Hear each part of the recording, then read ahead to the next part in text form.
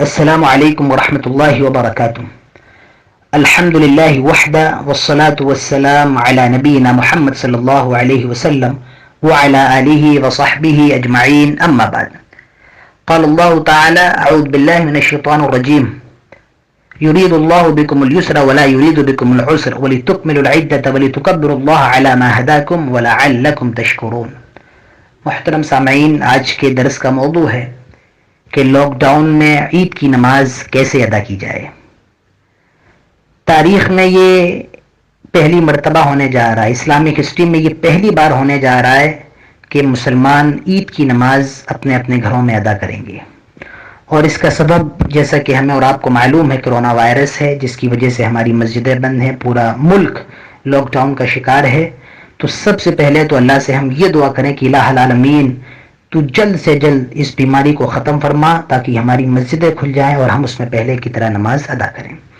بہرکاف جب یہ وبا ہے تو ہمیں اور آپ کو عیدگاہ جانے کی اجازت نہیں ہے، لہذا ہمیں اور آپ کو عید کی نماز اپنے گھروں میں ادا کرنا ہے.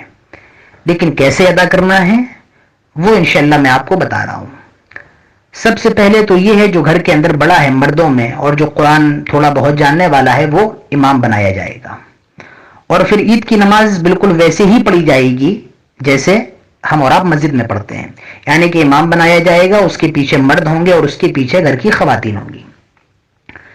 پہلی تکبیر میں، پہلی رکعت میں پہلی تکبیر کے بعد 7 تکبیریں زوائد ہوں گی، یعنی پہلی تکبیر کہی جائے گی اللہ اکبر، اس کے بعد ثنا پڑے گا سبحانک اللہم وبحمدک وتبارک اسمک وتعالی جدک، اور اس کے بعد 7 تکبیریں زوائد ہوں گی اللہ اکبر اللہ اکبر اللہ اکبر اللہ اکبر اللہ اکبر اللہ اکبر اللہ اکبر. اس کے بعد سورہ فاتحہ پڑھے گا امام، اور اس کے بعد کوئی بھی سورت جو اس کو یاد ہے وہ پڑھے گا، اور اس کے بعد رکوع کریں گے، سجدہ کریں گے، اور جب دوسری رکعت کے لیے اٹھیں گے تو اس میں 5 تکبیر زوائد کہی جائیں گی، یعنی 5 بار اللہ اکبر کہا جائے گا اللہ اکبر اللہ اکبر اللہ اکبر اللہ اکبر اللہ اکبر. اس کے بعد سورہ فاتحہ پڑھی جائے گی، اور اس کے بعد جو سورت آپ کو یاد ہے وہ پڑھی جائے گی، اور اسی طریقے سے رکوع ہوگا، پھر سجدے ہوں گے اور 2 رکعتیں کمپلیٹ کی جائیں گی. اللہ کے نبی کی سنت تو یہ تھی کہ آپ عید کی دونوں رکعتوں میں پہلی رکعت میں سورہ اعلیٰ کی تلاوت فرمایا کرتے تھے اور دوسری رکعت میں سورہ غاشیہ کی. اگر کسی کو یاد ہے تو پڑھے، زیادہ اچھا ہے کیونکہ سنت پر عمل ہوگا، لیکن اگر کسی کو یہ یاد نہیں ہے تو کوئی بھی سورت پڑھ سکتا ہے. ایک مسئلہ اور ہے کہ گھر میں اگر صرف شوہر ہے اور بیوی ہے تو وہ نماز کیسے پڑھیں گے. دیکھیے، اگر گھر میں صرف بیوی اور شوہر ہیں تو شوہر آگے کھڑا ہوگا، وہ امام بن جائے گا، اور اس کے پیچھے بیوی کھڑی ہوگی اور اسی کی اقتداء میں نماز پڑھتی رہے گی. اب مسئلہ یہ ہے خطبے کا، کیونکہ ہم اور آپ عید کی نماز پڑھتے ہیں تو اس کے بعد خطبہ بھی سنتے ہیں. تو یہاں خطبہ کیسے دیا جائے گا؟ دیکھیے، خطبہ دینا یہ عید کا ایک حصہ ہے، نماز عید کا ایک حصہ ہے، یہ فرض نہیں ہے. اللہ کے نبی نے یہ فرمایا جس کو خطبہ سننا ہے وہ سنے اور جس کو خطبہ نہیں سننا ہے وہ چلا جائے. معلوم یہ چلا کہ خطبہ فرض نہیں ہے. تو اب یہاں 2 رائے ہیں. بعض لوگ کہتے ہیں کہ عید کی نماز لوگ اپنے گھروں میں ادا کریں گے اور اس کے بعد خطبہ دیں گے، اور بعض کا یہ کہنا ہے کہ وہ خطبہ نہیں دیں گے، صرف عید کی نماز پڑھیں گے. اور ان کی دلیل یہ ہے کہ اللہ کے نبی کے وقت میں جن لوگوں کی عید کی نماز چھوٹ جاتی تھی بارش کی وجہ سے، اسی طریقے سے بیمار ہیں یا لیٹ ہو گئے، تو اللہ کے نبی نے ان کو گھر میں 2 رکعت پڑھنے کا حکم دیا. لیکن وہ جو حکم تھا وہ اس لیے تھا کہ ان کی عید کی نماز قضا ہو گئی، اور ہم اور آپ عید کی نماز ادا کر رہے ہیں، قضا نہیں کر رہے ہیں. لہٰذا اگر کوئی کسی کو خطبہ دینا آتا ہے یا گھر میں کوئی عالم ہے، اگر گھر میں کوئی عالم ہے تو وہ عید کی نماز کے بعد مختصر خطبہ دے گا. لیکن اگر گھر میں کوئی عالم نہیں ہے تو چاہیے کہ خطبہ نہ دیا جائے، ہم اور آپ صرف اور صرف عید کی نماز پڑھ لیں. میں پھر اپنی بات دہراتا ہوں، اگر گھر میں کوئی عالم نہیں ہے تو صرف 2 رکعت نماز پڑھ لیجئے، اور اگر گھر میں کوئی عالم ہے تو وہ عید کی نماز کے بعد خطبہ دے دے تو اچھا ہے. لیکن جن گھر میں عالم نہیں ہے، کیونکہ ہمارے یہاں 100 گھروں میں سے 3 گھروں میں عالم ہوتے ہیں، 97 گھر ہمارے عالموں سے خالی ہوتے ہیں، بہت بڑا المیہ ہے بہرکاف، تو اکثر گھروں میں عالم نہیں ہے. اسی لیے لوگوں کو پریشان ہونے کی کوئی ضرورت نہیں ہے، اپنے اپنے گھروں میں 2 رکعت نماز ادا کر لیں، اپنے اپنے گھروں میں 2 رکعت عید کی نماز ادا کر لیں. اسی طریقے سے عید کی نماز کی جو سنتیں ہیں وہ بھی ہمیں، عید کی نماز سے پہلے کی جو سنتیں ہیں وہ بھی ہمیں اور آپ کو ادا کرنا ہے.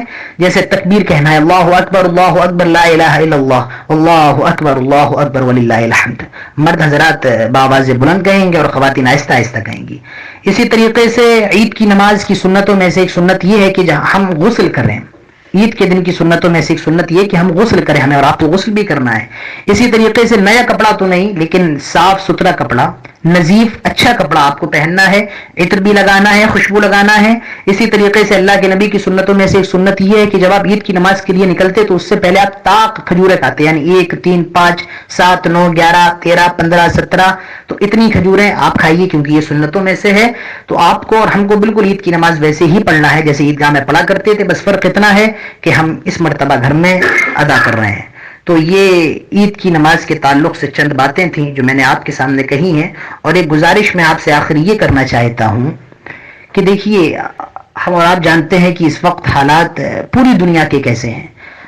اللہ نے ہمیں اور آپ کو پیسہ دیا ہے، ہم اور آپ اچھی چیزیں رمضان بھر ہم نے اور آپ نے کھائی ہیں، لیکن یاد رکھیے آپ کے محلے میں کچھ لوگ ایسے ہوں گے، آپ کے پڑوس میں کچھ لوگ ایسے ہوں گے جنہوں نے پورے مہینے، جن کے 2 مہینوں سے جن کے گھروں میں فاقہ پڑا ہوا ہے، جنہوں نے 2 مہینے سے اچھی غذائیں نہیں کھائی ہیں، جن کے بچے بھوک سے تڑپ رہے ہیں، تو اس عید کے موقع پر ان کا بھی خیال کریے. آپ نے زکوٰۃ دی، بہت اچھی بات ہے، آپ صدقہ فطر بھی نکال دیا ہوگا آپ نے، بہت اچھی بات ہے، لیکن اس کے علاوہ بھی ان کو کچھ دیجیے تاکہ وہ بھی عید کی خوشی میں شریک ہو سکیں، وہ بھی مسلمانوں کی عید میں شریک ہو سکیں اور اپنی عید میں وہ بھی خوشیاں منا سکیں. میرے پیارے ساتھیوں، یہ چند باتیں تھیں جو مجھے آپ کے سامنے پیش کرنا تھیں. اللہ تعالی ہمیں اور آپ کو کہنے سننے کے ساتھ تمام باتوں پر عمل کرنے کی توفیق عطا فرمائے. اللہ تعالی ہم سب کو اپنے گھروں میں عید کی نماز ادا کرنے کی توفیق عطا فرمائے. اللہ تعالی ہم پر آپ پر خاص رحم و کرم فرمائے اور اللہ سے یہ دعا کر لیں اللہ اس بیماری کو جلدی ختم فرمائے. اللہ ہم جب تک زندہ رہیں توحید پر، اسلام پر، خاتمہ ہو تو ایمان پر. وما علینا الا البلاغ، واخر دعوانا ان الحمد للہ رب العالمین، والسلام علیکم ورحمۃ اللہ وبرکاتہ.